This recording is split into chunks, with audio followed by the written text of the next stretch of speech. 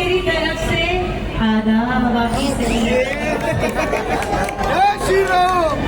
जब मेरे मित्र अंकित जी ने मुझे फोन किया कि वो चुनाव लड़ रहे हैं, तो मैंने उनको एक ही सवाल पूछा।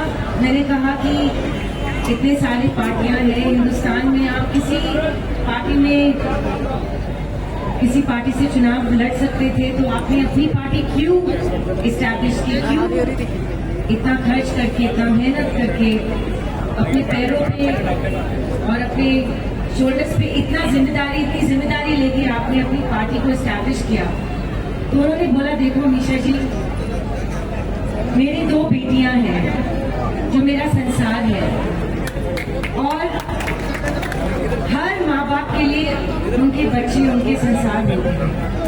तो अगर हम जैसे पेरेंट, हम जैसे माँ बाप वो जिम्मेदारी नहीं लेंगे, और गुरुग्राम जैसे छोटा शहर भी है, बड़ा शहर भी, आप एक देखने का जरिया है। यहाँ हॉस्पिटल नहीं है, ज्यादातर अच्छे स्कूल्स नहीं है, तो मैं चाहूंगा कि मेरा सिंबल जो है चुनाव को, जो आप बटन दबाओगे, वो कलम होगा, क्योंकि वो भविष्य, पढ़ाई, प्रोग्रेस, वर्ल्ड नॉलेज, एक्सपोजर, कलम उसका जो पावर है वो कुछ और नहीं दे सकता। और मैं चाहता हूँ कि मैं वो पावर बन जाऊँ अपने लोगों के लिए, ताकि मैं अपने इतने प्यारे लोगों का भविष्य बनाऊं, उनके बच्चों का भविष्य बनाऊं।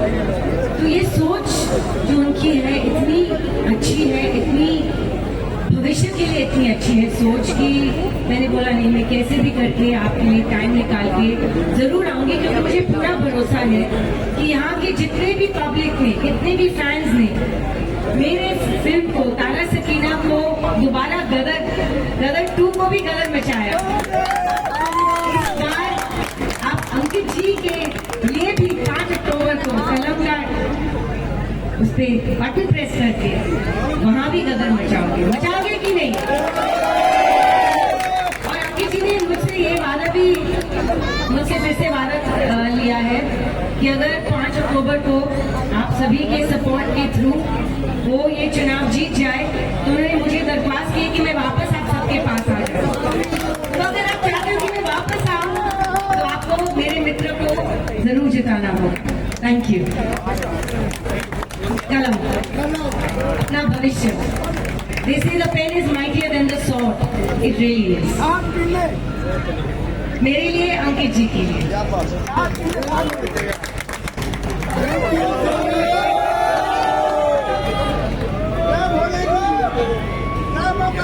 हमारे हिंदुस्तान में अगर सबको पढ़ना लिखना आ जाए तो बात ही अलग हो जाए, है ना? तो कलम ही तो है वो, मैं हर हस्ताक्षर, हर चीज, एग्जाम में पास होना, एग्जाम में अव्वल नंबर लेना, तो कलम ही है।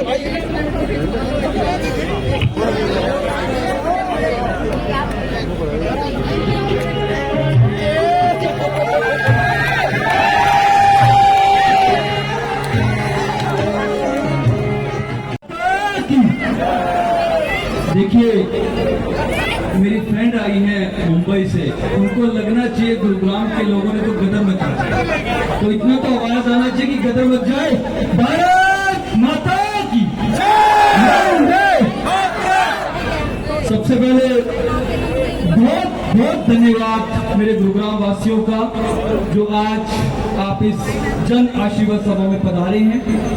And I would like to thank to my friend जो मुंबई से मेरे एक निवेदन पे, एक रिक्वेस्ट पे मैंने बोला, हमेशा आपको आना है गुरुग्राम, क्योंकि आप आते हो हमेशा। और जब मैंने इनको बोला, मुझसे इन्होंने पूछा, मैं अक्सर गुरुग्राम में, न्यू गुरुग्राम में आती हूँ, इवेंट में आती हूँ, किसी से मिलने आती हूँ, कभी तुम भी आते हो तो उनसे मिल लेती हूँ।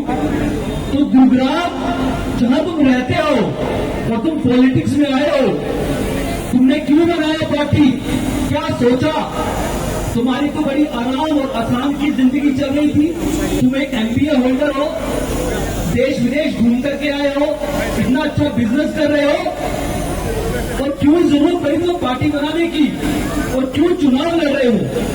मैंने अमीषा से पूछा आप गुड़गांव को कैसे बोलते हो, कहते हैं मुंबई में ना मिलेनियम सिटी कहा जाता है, गुड़गांव को इलेक्ट्रॉनिक सिटी कहा जाता है। तो मैंने अमीषा को बताया, अमीषा एक बार गुड़गांव आना, मैं आपको बताऊंगा कि जैसे नवी मुंबई है, अंधेरी है, बोरीवली है, ऐसे हमारा गुड़गांव भी 2 भागों में बटा हुआ है। जिस गुड़गांव में हम रहते हैं सारे, जिसको मुख्य गुड़गांव कहते हैं, जो कि ओल्ड गुरुग्राम है, जिसके अंदर बहुत पैसे वाले नेता रहते हैं, लेकिन हमारे गुड़गांव के लोगों को मूलभूत सुविधा से भी तरसना पड़ता है।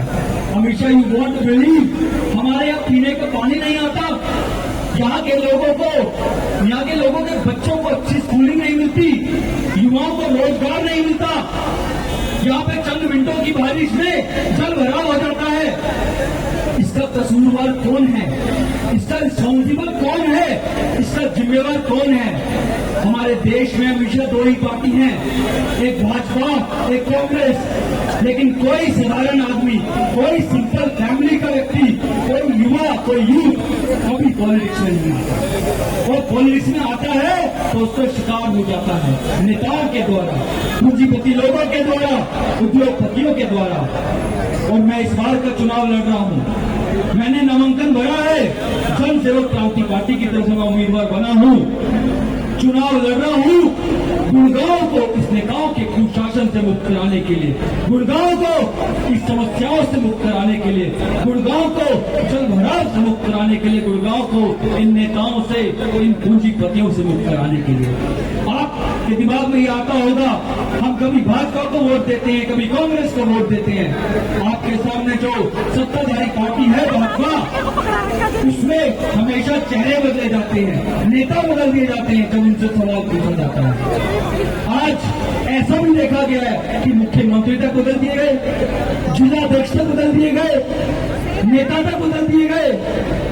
एक बात कहना चाहूंगा, I believe you don't mind, and मैं इसको संकोच नहीं करूंगा, हम भारतीय हैं, हम हर भाषा में बात कर सकते हैं। एक बात कहना चाहूंगा, जब किसी को लूज मोशन लगते हैं, दस्त लगते हैं, तो कच्छे बदलने से दस्त नहीं मुक जाते, इलाज करना पड़ता है। भाजपा में चेहरा बदलने से समस्या मुक्त नहीं होता, भाजपा के चेहरे बदल चुके हैं। और बात कांग्रेस की करे, कांग्रेस के ऐसे प्रत्याशी आए हैं जो पिछले 5 साल तक नजर नहीं आए, और अब जनता के बीच में आके उनको गुमराह कर रहे हैं, बरगला रहे हैं, और एक मौका मांग रहे हैं, अब मौका मांग रहे हैं। पिछले 10 साल किसी ने कुछ नहीं किया। हम जानते हैं समस्याएं हैं, हम मानते हैं समस्याएं हैं, लेकिन हम स्वीकार नहीं करते। क्यों? क्योंकि हमें चमचमाती इमारतों में बैठे बड़े बड़े नेता दिखाई देते हैं, पूंजीपति दिखाई देते हैं। क्या कोई साधारण आदमी, कोई पढ़ा लिखा, कोई ईमानदार कोई व्यक्ति आ सकता है? आ सकता है। और 3 साल पहले अंकित अलग जो एक साधारण फैमिली से है, इसी भीमनगर का है, और राजनीति में आया, शुद्धिकरण करने आया, और संघर्ष कर रहा है, और हिम्मत लड़ रहा है इन पूंजीपति नेताओं के सामने, इन बड़े बड़े नेताओं के सामने, जो हम जैसे को अपनी पांव की जूती समझते हैं, हम जैसे को अपनी कपड़ों समझते हैं। और वो कहते हैं इन युवाओं को, इन लोगों को, इनके जमीन को, इनकी आत्मा को हम चंद रुपयों में खरीद लेंगे। नहीं, हम नहीं खरीद सकते, न हम बेच सकते हैं। हम सिर्फ और सिर्फ विकास की बात करते हैं, हम सिर्फ और सिर्फ एक ग्रोथ की बात करते हैं। और उनकी तरफ जन सेवक क्रांति पार्टी की तरफ से आपके बीच में आ गया है। और आपको बता दूं, हमेशा हम एक चुनाव आयोग से, इलेक्शन कमीशन से हमने एक सिंबल मांगा, हमने एक चुनाव चिन्ह मांगा, और वो चुनाव चिन्ह था जो आपके बच्चों का भविष्य बना सकता है, जो इतिहास लिख सकता है, जो इतिहास बदल सकता है। और वो पेन, वो कलम आपके हाथ में आ गया तो वो गदर मचा सकता है, और इतना गदर मचा सकता है कि बड़े बड़े नेता, पूंजीपति घबरा जाएंगे, डर जाएंगे। आपके बच्चों के हाथ में पेन आना चाहिए। आप मुझे आशीर्वाद देना, आप मुझे एक मौका देना, आने वाली 5 अक्टूबर को कलम के निशान पे, पेन आपके बच्चों का भविष्य है। और मैं आपको विश्वास दिलाता हूँ, आपको एक आश्वासन देता हूँ, अगर आपने मुझे मौका दिया, पहली कदम से गुड़गांव में अस्पताल होगा। We don't have government hospital in Gurgaon, we don't have any good bus stand in Gurgaon. तो हमारे पास ये सब चीजें नहीं है, हमें चाहिए, हमारा हक है। एक बार, क्योंकि मुझे लगता है हमारे गुड़गांव के लोग ज्यादा पंजाबी हैं, सारी बिरादरी है, तो एक बार बोले साडा हक ऐथे रख, साडा हक ऐथे रख। हमें इन लोगों से अपना हक मांगना है, न्याय मांगना है अपने बच्चों के लिए। जो हमें स्कूल चाहिए, अस्पताल चाहिए, हमारे मूलभूत सुविधा चाहिए, वो तब आएगा जब आप इस बच्चे को, अपने बेटे को, अपने भाई को 5 तारीख को कलम के निशान पे, उसकी 7 किरणों के निशान पे बटन दबा करके ज्यादा से ज्यादा मतों से मुझे विजयी बनाए।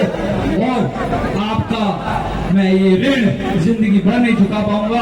आपके बीच रहूंगा, आपके साथ रहूंगा, आता रहूंगा, मिल करके काम करता रहूंगा। और अगर आपको लगता है आने वाली 5 तारीख को आप मुझे विजयी बनाएंगे, एक बार मिलकर के बोल दे, भारत माता की, भारत माता की। मैं रिक्वेस्ट करूंगा ज्ञान जी से आगे की रूपरेखा। बहुत